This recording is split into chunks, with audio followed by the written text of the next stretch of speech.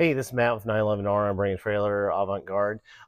We have this Abarth, Fiat-Abarth OTS that's going to be ending here in a little bit. I just wanted to do like a quick little video and show the underside of this car, just how original and perfect it is. No rust, no corrosion.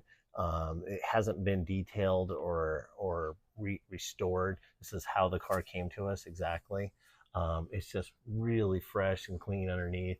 All the undercoating's right, suspension, it's got, it's funny, they got that transverse front spring here. It's just like a Corvette. So, but coming around to the back of the engine, you can see it's, really dry, original, and all right. I mean, you're just not going to find another time capsule car like this.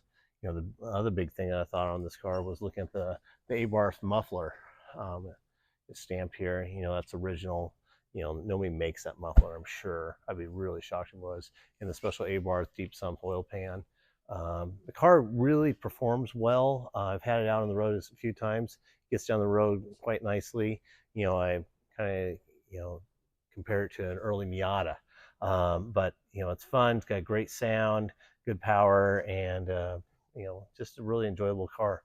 So if you're looking for a perfect, time capsule, this has got to be it. I can't think of there be another one out there.